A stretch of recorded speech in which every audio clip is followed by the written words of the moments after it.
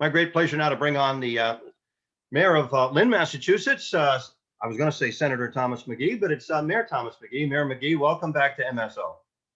Great to be here with you, Rick. That's kind of in the past, Senator, but it's always good to hear that recognition. I enjoyed my time in the legislature. Yeah, it's funny when I run into adults, they always call me Mr. Moore because I had them in math class years ago. But it's hard to shake, and it's the same thing with coaches. Once you're a coach, you're always a coach. Always a coach. You're a senator, you're always a senator.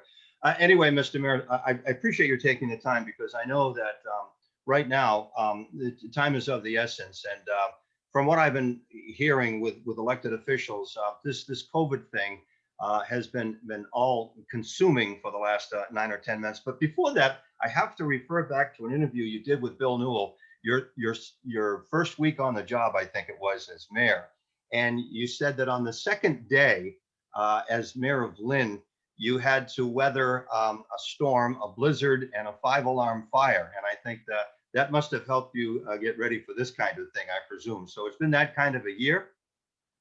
It's been that kind of a year, and it's funny, we were talking about my first few days on the job, and we had a major northeaster heavy flooding in our lower West Lynn area, major 5-alarm fire that, dozens of people were out on the street. Thankfully, no one died. And then we had a gas leak that shut down another neighborhood. That was within 4 days.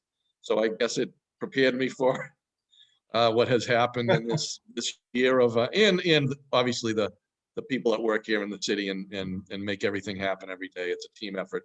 But this has been a real challenge, a 100-year challenge for all of us, not just in the city of Lynn.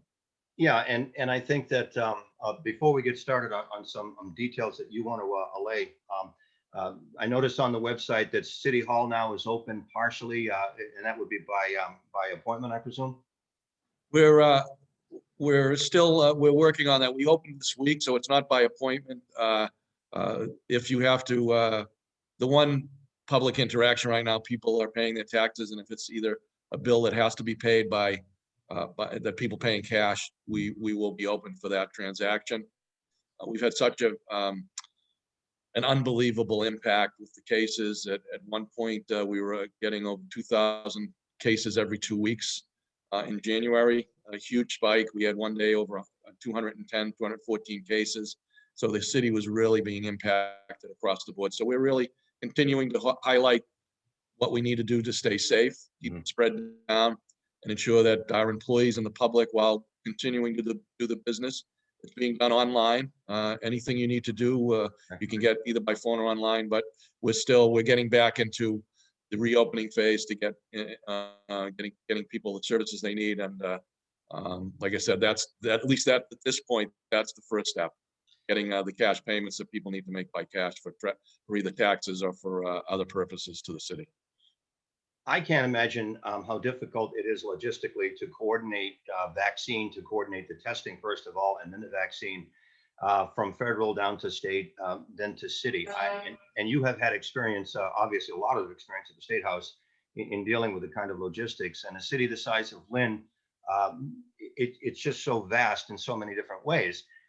I think, in my opinion, and I've been reading about the distribution of the vaccine has been slow or whatever. Seems to me it's moving along pretty doggone rapidly, in that so many first responders have been vaccinated, and this thing is rolling along pretty well. So what's your assessment of how the vaccine distribution has begun? I want to thank my team, our health director and the health department employees, fire and police that have been really supportive. Initially we stood up first responder operation at the Lynn Tech Field House, and it went really well. It was everybody would be able to come in, and so it gave us a chance to see how that operation would work. We've done flu vaccine clinics in the past. This is different, where it's 2 shots. So that worked well, and we really made a decision. I made a decision, and working with the team, that we were going to be as proactive as possible and do as much as we could in our community. And we continue to work collaboratively. I don't want to lose sight of that. It's been great partnerships with surrounding communities that have been amazing relationships, and we work together as a region. But we wanted to do what we could locally and be as proactive as possible and get as many vaccinations that we can without being overrun with work, in our community. So and that was working with, we've been working on it. We're on a call every week with, probably since the spring, with Lynn Community Health Center and North Shore Medical Center, talking about not only vaccinations now, but contact tracing, testing, and all of the things that we had to, get up and running and make it work, and obviously working with the administration. So we were able to put a plan in place once we did the first responders to start to at the Lynn Field Tech, at the Lynn Tech Field, field house. Mhm. We started an operation. We started it Monday in partnership with Lynn Community Health Center and our Department of Health. We vaccinated 349 people on Monday. That was again, it's with the protocols that are established with the state. The people that are 75 years of age and older, and a whole slew of criteria that is on our website, that you can, if you don't see it from the state, you can get that on our website. And we've started to ramp that up, and we're back in action this afternoon, and we'll be taking people can get online and get appointments for tomorrow and Friday as well. And as vaccinations are available, we will be making those available to our residents in the city of Lynn and Nahant, at least initially, and then see where we go with that. So we're really focusing clearly on the vaccination. So I would tell people in Lynn and Nahant to get on our website, check out how you can sign up for those slots if you are eligible based on the criteria the state has established. And we're moving forward in partnership and getting the operation going. Really, the focus is getting as many people vaccinated as vaccinations are available, and doing our part in what we need to do with the city and get past this pandemic. Being safe, following the guidelines while we see the light at the end of the tunnel is really important.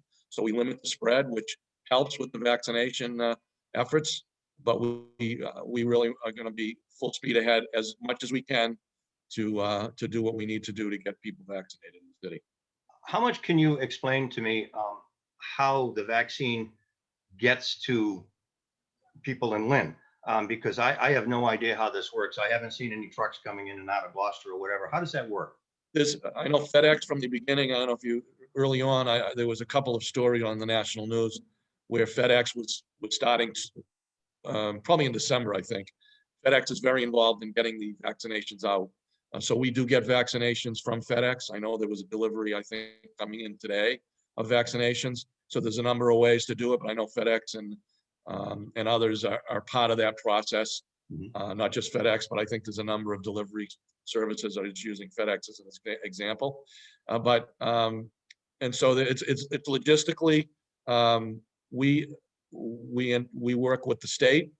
They know what the allocation will be for us, and working with a number of too kind of complicated to explain on the phone, but the team knows when it's coming in, where it's going to be stored, how it's going to be distributed locally. So as we get those deliveries into the community, we work closely with the Lynn Community Health Center and our own health department to get them into storage and then prepare them for the vaccination sites on site as we're doing at the Lynn Tech Fieldhouse.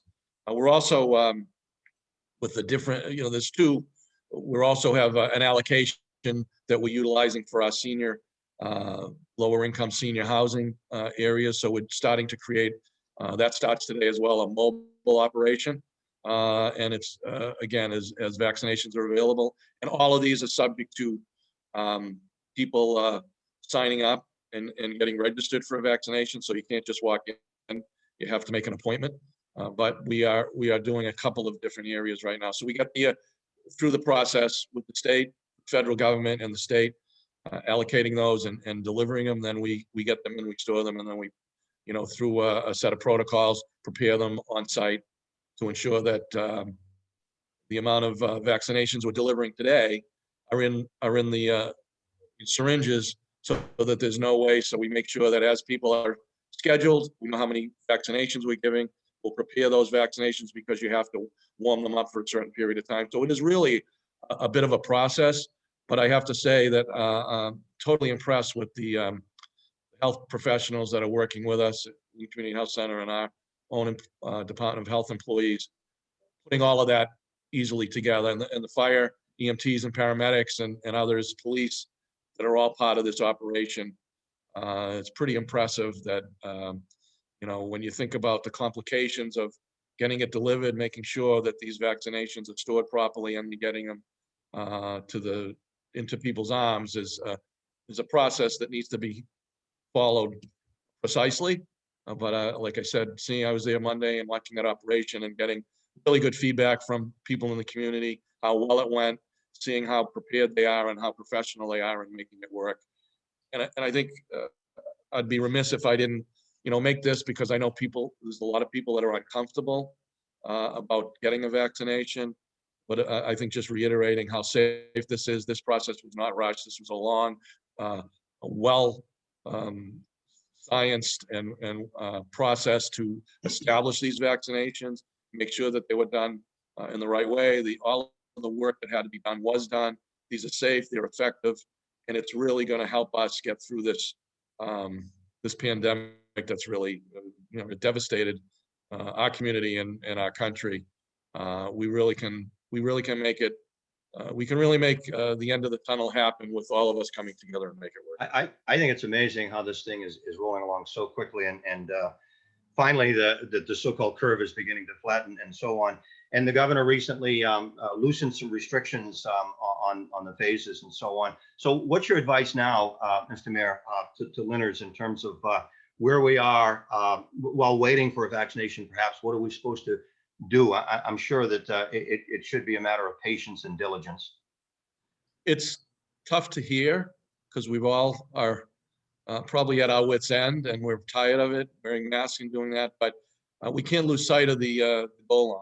And they're still trying to figure out, when you get vaccinated, can you still at some point still be spreading the virus? So people need to still be diligent, continue to socially distance, continue to wear face masks, wash your hands, use hand sanitizer.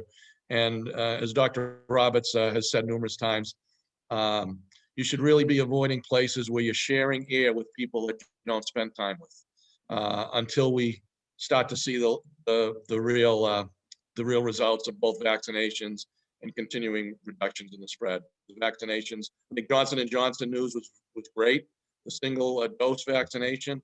So as all of these options come out and they become available, and the administration in Washington is really going full speed ahead on the COVID-19 efforts and getting the vaccinations out. I know the latest news was 1 million vaccinations are going out to pharmacies across the country. That's an additional amount from what also was out there. So safe, be smart, hang in there, and let's do it together and continue to be following the regulations and the guidelines, the recommendations, and we'll see this through. I think a final question for me, Mr. Mayor, is we talked about individual safety and individuals getting vaccinations. Maybe just a quick thumbnail overall of the economy in Lynn, how it's doing. I think there's been a number of ways we've really worked to help our businesses. And I think the federal legislation was passed in December. The extension of the unemployment insurance is so important to people that have lost their jobs. We've worked, we distributed over 1.3 million from money we had in grants. And we're actually in the process of another 1.2 million for both nonprofits, local businesses. 75% of the first pool of money that we sent out was for minority and women-owned businesses. That was the 1.3 million. There's also dollars that we really highlighted, and I know the deadline has gone by, but we've mailed every business in the city to make sure they took advantage of the state $685 million pool of dollars for businesses for direct grants, as well as the federal dollars. So we are working both creating the dollars and giving money directly in grants from dollars we have that are available to us to help the businesses survive. We eliminated the fees for restaurants for the liquor licenses this year, small amount, but still a piece of the puzzle. We worked to help businesses do some outdoor dining so they could extend their season. So we've tried to be as proactive as possible, put dollars on the table, and help people get through this, and continue to ask people, get into use local businesses, get takeout food from the local businesses. don't be afraid to put tips on those. You wouldn't do it typically, but you're really helping that, business. You're really helping that business get through the, the tough times that we're all facing together. So we've worked hard, EDIC, community development, getting those applications out, getting dollars on the street to businesses to help them get through this. And I think it's important for all of us to work with our local businesses and help them with our ability to be safe, but frequent those businesses in a way that's safe, but allows them to stay vibrant or viable through these next few months, waiting on hopefully more federal dollars to get us through this to the other side. Yeah, we're getting there, and it seems like a time of optimism, and I appreciate that. Anything else you want to mention, Mr. Mayor, that I didn't ask you about in this particular segment? No, I think we hit on what's right at the forefront right now. Trying to get those the vaccinations. There's going to be many different places that people can get them through primary care. I know through the MGH Brigham system, they'll be vaccinating their patients. There's supermarkets. There's this regional center up at Ferncroft, the DoubleTree. So there are appointments available there. So there'll be areas for people to get vaccinated. So get the information. Again, get to our website. And if you can't get the information you need on our website, you can reach out to my office, and we'll fill you in on what you need to know on all of these issues, and we'll be here as a resource to help you get the support you need. Last question on a lighter note: Tampa Bay or Kansas City? Tampa Bay. I'd love to see Tampa Bay. Tom Brady brought us 20 years of amazing highlights, and I try and tell my kids when I was their age, there was not a lot of wins happening in Foxborough. That's for sure. Few and far between. They've been able to appreciate an amazing run of AFC championships and Super Bowls and Super Bowl wins and amazing football. So I'd like to see them. I thought they looked really good in the playoffs, and I'd love to see the Buccaneers bring it home.